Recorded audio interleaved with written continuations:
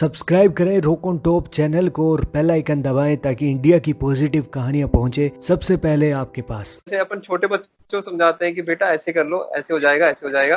वो विद्या बालन को भी वैसे समझाते हैं, विजयराज को सर को भी वैसे समझाते हैं, और जो भी एक्टर्स है सबको उसी तरीके से वो ट्रीट करते हैं। और एक लड़का आया अचानक से और उसने आके कंधे पे हाथ रखा और बोला, टीटू भाई 1 मिनट गले मिल लो यार। उसने गले गले मिला मेरे से और उसके बाद बोला कि भाई मैं 4 बार पिक्चर देख के आया हूँ यार, सिर्फ आपके कारण। मेरी मम्मी हमेशा मुझे राय देती रहती है कि नीचे जो है किराने किराने की एक दुकान खोल लेते हैं, उसमें तू बैठ जा, हम्म। तेरे को लोग जानने भी लगे हैं तो अपनी दुकान बहुत चलेगी।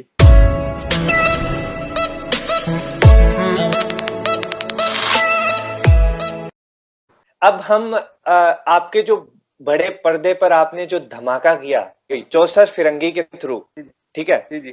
और इस फिल्म को बहुत लोगों ने पसंद किया और इसके बारे में मैं थोड़ा सा इंटरेस्टिंग चीजें मुझे जो लगी वो मैं बताता हूँ आपको कि एक तो ये बहुत कम बजट की मूवी है और बहुत शानदार मूवी है जिसने लोगों के दिलों पे राज किया है।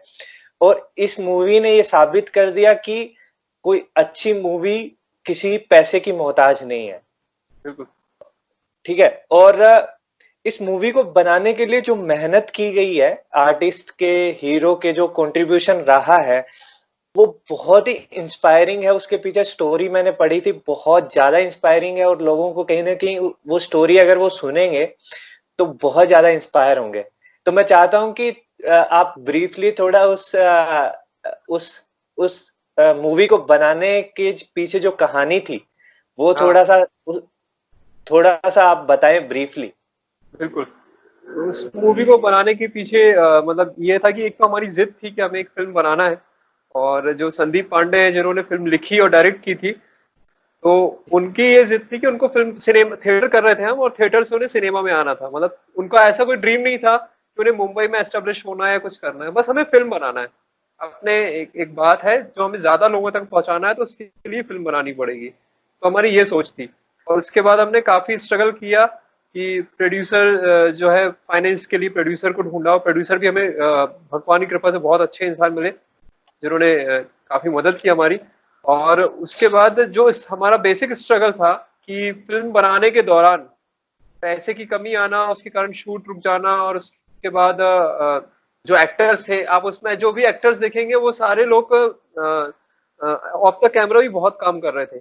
मतलब कोई चाय बांटता था, कोई एक रूम से चाय बना के लेके आता था, और उसके बाद खाने वगैरह का, नाश्ते का हम लोग सब करते थे। तो ये बहुत अच्छा एक्सपीरियंस था कि सारे लोग इकट्ठे होते थे, और जो फिल्म के मतलब जो लीड कास्ट से लेके जो मतलब साथ के जो डीओपी भी है, तो डीओपी भी हमारे साथ बैठ के, कभी हम लोग बैडमिंटन खेल रहे हैं, कभी बातचीत कर रहे हैं, कभी घूमने जा रहे हैं, कभी हम लोग शूट जब भी खत्म होता था 6 बजे, तो हम सुबह सुबह क्रिकेट खेलते थे, सिर्फ इसलिए कि थोड़ा टेंशन खत्म हो जाए, क्योंकि हमारे पास रात में बहुत टेंशन रहता था। क्योंकि जो शूट हमको रात का शूट करना पड़ता था, और टाइम हमारे पास ये रहता था कि शूट शुरू करते करते 10 बजे शूट शुरू होता था। डेली सिर्फ 6 घंटे रहते थे, और उसमें भी क्या है कि 4 बजे चिड़ियों का साउंड आने लगता था, तो सिंग साउंड में प्रॉब्लम होती थी। तो बहुत ज्यादा टेंशन वाला माहौल रहता था पूरे शूट के टाइम पे कि किसी भी तरीके से इसको कंप्लीट करना था। और पैसे लग रहे थे, डेली पैसे लग रहे थे, जनरेटर के, कैमरा का किराया जो था, वो सब चीजें लग रही थी। तो बहुत मुश्किलों से किया। और कहीं पे भी किसी भी लोकेशन लेते थे हम लोग, तो हमारे व्यवहार से हमें लोकेशन मिलती थी, तो उसको फिर वहां जैसे शूट खत्म होता था तो सारे एक्टर्स मिलके उसको साफ करके जैसा हमने लिया था वैसे ही वापस करते थे। तो ये एक अच्छा अच्छा कोऑर्डिनेशन था पूरी फिल्म का। जी। अच्छा, प्रतीक भाई वो वाला किस्सा आप बताइए ना। आप उसको बजट के लिए आप चंदे का इकट्ठा करना और कलेक्शन करना हाँ पैसों का। हाँ। तो उसमें क्या था कि संदीप भैया का आइडिया था, जो संदीप पांडे हैं, तो उन्होंने एक पेज में एक लिखा कि यार हम जबलपुर के रंगकर्मी हैं और हम एक फिल्म बनाना चाहते हैं। और उसमें हमने फिल्म का सिनॉप्सिस लिखा था थोड़ा सा। और उसके बाद अच्छा हम लोग ने ये, क्योंकि हम थिएटर के लिए भी चंदा करते थे, तो जैसे हमें कोई शो करना अच्छा। रहता था तो हम लोगों के घर घर जाके चंदा करते थे कि यार भाई हम कलाकार हैं, हमारे पास कोई ऐसी आमदनी होती नहीं है, तो आप हमें चंदा दीजिए, हम ये रंगकर्म कर रहे हैं। तो कई लोग देते भी थे, तो ऐसे ही हमने फिल्म के लिए किया था। तो मेरे पास बॉक्सर गाड़ी हुआ करती थी, बॉक्सर सिटी 100। तो अच्छा। उसमें हम लोग जाते थे, जो भी हमारे पहचान के लोग थे, जहां जहां हम लोगों ने वर्कशॉप ली है या थिएटर सिखाया है, या जितने भी हमारी ऑडियंस थे, सबके पास जाते थे। कोई 100 रुपए, कोई 500 रुपए, कोई 200 रुपए, ये सब देता था। तो हम लोग इतने थक जाते थे दिन भर में कि जैसे अगर हमने दिन भर में 200-300 रुपए लिए, तो उसमें से 200 रुपए तो हमारे खाने में चले जाते थे और पेट्रोल में चले जाते थे। हम लोग को लगता था यार ऐसे फिल्म कैसे बन पाएगी। तो फिर सुबह से निकलते थे और चंदा इकट्ठा करते थे। तो ऐसे करके हम लोगों ने जब थोड़ा बहुत चंदा इकट्ठा किया, तो हमने एक रूम रेंट पे लिया था। और यहाँ अच्छा। पे रूम रेंट रेंट पे लिया, तो उसका रेंट जो है, उसमें हमारा पूरा चंदा चला गया जो हमने मेहनत से किया था। मतलब 3,500-4,000 रुपए में चंदा मिला था टोटल। अच्छा। तो हम लोगों ने फिर भी हिम्मत नहीं आ रही, हम लोगों ने सोचा कि यार हम लोग नाटक करते हैं, और इस बार थोड़ा स्पॉन्सरशिप लेते हैं। तो नाटक करते हम्म। करते इतने भावुक हो जाते थे कि स्पॉन्सरशिप का ध्यान नहीं रहता था, क्योंकि नाटक करते करते हम लोग सब उसमें इतने इन्वॉल्व हो जाते थे कि स्पॉन्सरशिप लेने कौन जाए। तो हम हम्म। लोग ज्यादा प्रायोरिटी इसको देते थे कि हमें नाटक अच्छा तैयार करना है, स्पॉन्सरशिप ऑडियंस आएगी, अच्छा लगेगा तो पैसे दे देगी। लेकिन ऐसा कभी हम्म। हुआ नहीं। ऑडियंस आती थी, उनको अच्छा लगता था, तारीफ दे के जाती थी, लेकिन पैसे नहीं देती थी। तो ये सारी तो दिक्कतें हुई। हाँ। तो प्रतीक भाई, हाँ, आप कुछ बता रहे थे। नहीं नहीं, ये सारी दिक्कतें हुई। उसके बाद फिर हम लोगों ने आगे जो है, हम लोगों ने फिर ये प्रोसेस अपनाई कि हम किसी एक फाइनेंसर को ढूंढते हैं जो कि लमसम एक बजट हमको दे। तो फिर आगे की ये कहानी थी। अच्छा। तो प्रतीक भाई, मैंने आपकी वेब सीरीज देखी है, और बहुत popular web series operation MBBS, बहुत जबरदस्त किरदार आपने निभाया उस पे। जी और जी। मुझे सीरियसली तब से ही मैं आपका फैन हो गया हूँ। ओ थैंक यू, थैंक यू। तो प्रतीक भाई, मैं सीजन 2 का वेट कर रहा हूँ, कब तक आएगा बताइए। सीजन 2 का तो अभी मुझे भी पता नहीं है। जो राइटर है उसके, वो मेरे बहुत अच्छे दोस्त हैं, तो वो भी अभी लॉकडाउन में है। और वो भी अभी कुछ कुछ चीजें लिख रहे हैं, तो उन्होंने भी अभी बताया नहीं कि उन्होंने सीजन 2 लिखा है कि नहीं लिखा। लेकिन आएगा जरूर, ये पक्का है, क्योंकि बस डाइस हम मीडिया। हाँ। हम बेसब्री से इंतजार कर रहे हैं सीजन 2 का। बिल्कुल, मेरे से इवन, बहुत सारे लोग पूछते हैं। हाँ। हाँ, इवन मैं ही नहीं बल्कि बहुत सारे लोग जो हमारे से जुड़े हुए हैं, वो बहुत बेसब्री से इंतजार कर रहे हैं। बिल्कुल बिल्कुल। वो शो मतलब उसमें तो सबसे ज्यादा क्रेडिट जो है, जो टीम है, टीम वर्क है। इसमें जो डायरेक्टर है और जो राइटर है, तो मतलब एक एक ये भी होता है कि आप जब किसी शूट पे जाते हो, एक पॉजिटिव वाइब रहती है कि आपकी सबकी जो एनर्जी रहती है, तो वो हम्म। इतनी इतनी पॉजिटिव रहती है कि कोई भी काम जब आप करते हो तो वो अच्छा ही होता है।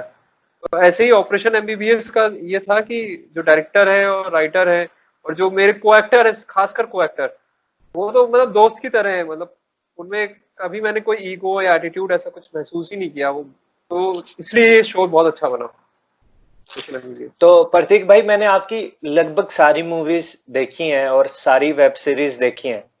जी जी। तो आप में एक चीज खास है कि आप मुंबई में जाने के बाद भी अपने कल्चर को और अपने बोलने के स्टाइल को अभी तक नहीं भूले हैं, कंटिन्यू रख रखा आपने। तो जी ऐसा, जी। इसके पीछे क्या राज है। इसके पीछे ये राज है कि मैंने आपने वो एक्टर का नाम सुना है, साशा बोहान कुरान? हाँ हाँ, सुना है मैंने। द डिक्टेटर में है जो। तो जी जी। उनका जो मतलब वो मेरे लिए कॉमेडी के लिए, कि कॉमेडी में मैं उनको बहुत मतलब काफी कुछ इंस्पिरेशन मुझे उनसे मिलती है। जब मैंने द डिक्टेटर देखी थी, तो और बोराट देखी थी उनकी, तो उनका जो बोलने का जो तरीका है, तो वो जिस जगह से आते हैं उस जगह का जो इंग्लिश का जो उनका लहजा है, वो वैसे ही लहजे को इस्तेमाल करते हैं। और अभी एक वेब सीरीज भी आई है उनकी, स्पाई करके, तो वो भी मैंने देखी थी। तो वो बड़े बहुत अच्छा एक्टर मेरे को लगता है, कि जिस तरीके की वो अपनी जमीन को नहीं छोड़ता, उस तरीके का उसका वो है। और कॉमेडी टाइमिंग और सारी चीजें बहुत यूनिक लगती है, क्योंकि वो किसी से इंस्पायर या कॉपी वैसा कुछ नहीं लगता। तो वही मुझे लगा कि आपका जो ह्यूमर है, वो यूनिक तब हो सकता है जब जो आप हो वही दिखाओ। अगर मैं कॉमेडी करने की कोशिश करूंगा, तो वैसा बहुत सारे लोग, मेरे ख्याल से जॉनी लीवर जो करके गए हैं, वो तो हम लोग कर नहीं सकते। मतलब कि उनने एक मुकाम तैयार कर दिया है, तो फिर हम्म। बाद में उसी मुकाम तक जाने का कोई मतलब नहीं है, आपको कुछ यूनिक करना हम्म। पड़ेगा। तो उसी बिल्कुल। तरीके से ये है कि आप अपनी जमीन, जो आपकी जमीन है वही आपको यूनिक बनाएगी। और जो आपने जीवन बिल्कुल। जिया है, तो आप अपने जीवन को जितना ज्यादा एनालिसिस करेंगे या उसको ऑब्जर्व जितना करेंगे, तो वो आपको यूनिक बनाता है। तो इसलिए मेरी वजह वो है कि मैं उसको नहीं छोड़ता। बिल्कुल प्रतीक भाई, एक और चीज की, बहुत सारे जो फिल्म इंडस्ट्री में है वो थिएटर बैकग्राउंड से हैं, जी और जी उनकी एक अलग ही चमक है, सीरियसली। जी जी और जी चाहे वो तिग्मांशु धुलिया हो, चाहे वो पीयूष मिश्रा हो, मनोज तिवारी हो, जी इनमें ना एक अलग चमक दिखती है। और आप भी थिएटर बैकग्राउंड से हैं, जी आपने भी जी बहुत थिएटर किया है। जी। तो आपको क्या लगता है कि फिल्मों में थिएटर का कितना योगदान है? एक अच्छा एक्टर बनाने में थिएटर का कितना कंट्रीब्यूशन रहता है? मैं थिएटर और फिल्म का जो कंसेप्ट है वो उसको मैं ऐसे लेता हूँ कि ये दोनों, पहली चीज तो आर्ट फॉर्म है, और दोनों जी। की तकनीक तकनीक अलग अलग है, लेकिन दोनों बात एक ही कहते हैं कि जी। थिएटर में जो बात, जो नाटक होता है उसमें जो बात कही जा रही है, अगर उसी में आप फिल्म भी बनाएंगे, बहुत सारे नाटकों में फिल्म भी बनी है, तो उसमें सिर्फ तकनीक चेंज होती है, लेकिन बात जो है वो आपकी, जैसे आप थिएटर में 400 लोगों तक बोल रहे हैं, तो फिल्म से आप 4 करोड़ लोग तक बोल सकते हैं। तो ये बिल्कुल। एक डिफरेंस रहता है।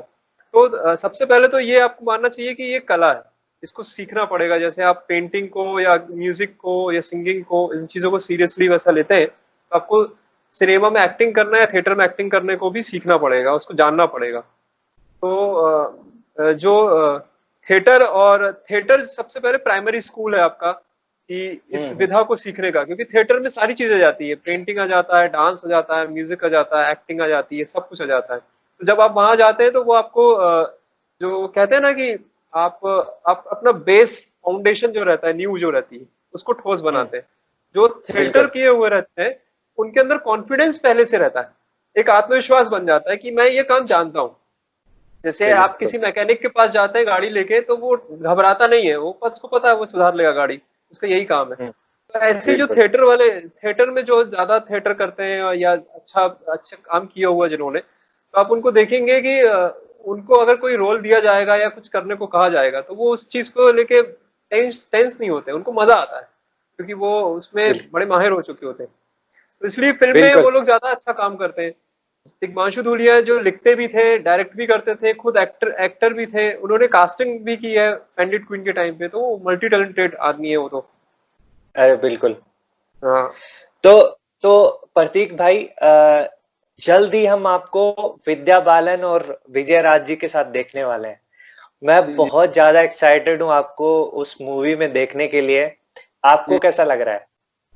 क्योंकि मुझे अच्छा लग रहा है कि मैं उस फिल्म का हिस्सा हूँ, और अच्छी बात यह है कि उसको जो डायरेक्ट कर रहे हैं अमित मासूरकर कर रहे हैं, जिन्होंने न्यूटन फिल्म डायरेक्ट की है। और उनका डायरेक्शन का तरीका, मतलब अभी तक मैंने जितने डायरेक्टर्स के साथ काम किया उससे बहुत अलग है। वो बहुत कूल जो एक डायरेक्टर है कि मतलब अपनी काम को बहुत अच्छे से समझता है, और वो अपने फ्रेम से कभी उठते ही नहीं है, कभी फ्रेम से उठ के कहीं समझाने नहीं जाते, अपने फ्रेम में पूरी फिल्म को डायरेक्ट करते हैं बैठ के, which is a very good thing for a director. तो उनके साथ काम करने में बहुत मजा आ रहा है, क्योंकि वो जिस तरीके से समझाते हैं कि वो कभी एक्टर को गुस्सा नहीं करते हैं, वो बड़े प्यार से आके बोलेंगे कि जैसे अपन छोटे बच्चों को समझाते हैं कि बेटा ऐसे कर लो, ऐसे हो जाएगा, ऐसे हो जाएगा। वो विद्या बालन को भी वैसे ही समझाते हैं, विजयराज को सर को भी वैसे ही समझाते हैं, और जो भी एक्टर्स हैं सबको उसी तरीके से वो ट्रीट करते हैं। तो बहुत अच्छा एटमॉस्फेयर है वहाँ शूट का। पहली बार आपको ऐसा कब लगा कि मैं बहुत अच्छा कर रहा हूँ? और सबसे पहले आपको कब ऐसा लगा कि मुझे बहुत लोगों का प्यार मिल रहा है? कौन सी मूवी में काम करके, कौन सी वेब सीरीज में काम करके आपको ऐसा लगा? चौसा फिरंगी मुझे लगा था, चौसा फिरंगी में उस दिन लगा था। हम लोग यहाँ जबलपुर में जब हमारा शो हुआ था, तो उसके बाद क्या है कि हम लोग जहाँ पे डेली चाय पीते हैं, वहां पे हम लोग बैठे हुए थे, और एक लड़का आया अचानक से, और उसने आके कंधे पे हाथ रखा और बोला, टीटू भाई एक मिनट गले मिल लो यार। उसने गले गले मिला मेरे से, और उसके बाद बोला कि भाई मैं 4 बार पिक्चर देख के आया हूँ यार, सिर्फ आपके कारण। मुझे बहुत ऐसा लगा था कि यार क्या बात है, मेरे कारण कोई 4 बार सिनेमा के देखने गया है। मुझे बहुत अच्छा लगा था।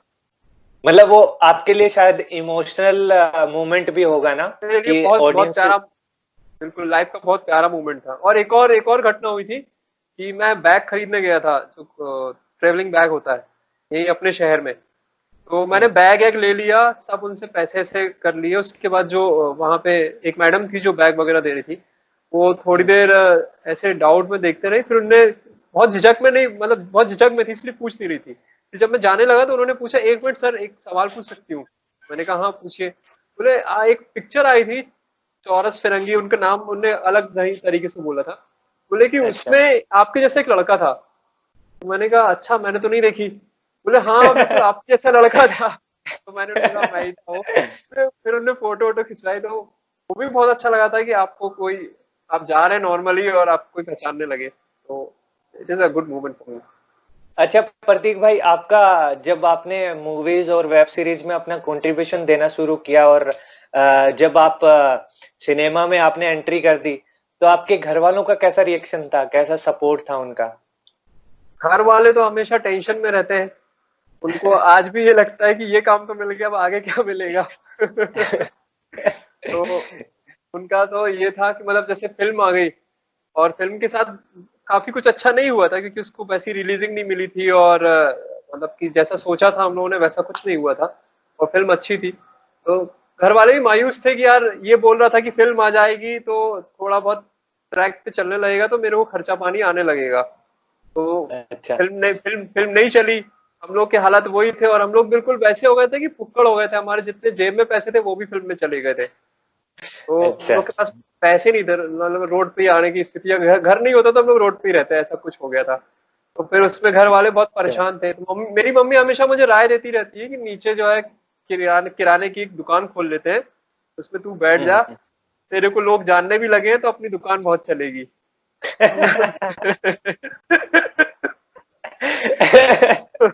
मतलब मतलब बहुत सही। मतलब हम इवन मैं भी उसी बैकग्राउंड से आता हूँ, उसी फैमिली बैकग्राउंड से आता हूँ। जिस जी जिस फैमिली बैकग्राउंड में हमारे जो परिवार के सदस्य हैं उनको कन्विंस करना किसी यूनिक लाइन के लिए और यूनिक ट्रैक के लिए किसी को कन्विंस करना बहुत मुश्किल हो जाता है। मुश्किल तो है। मैंने भी जब पत्रकारिता शुरू की अपनी, तो मतलब मेरे घर में कुछ लोगों को तो समझ में ही नहीं आया कि ये क्या कर रहा है।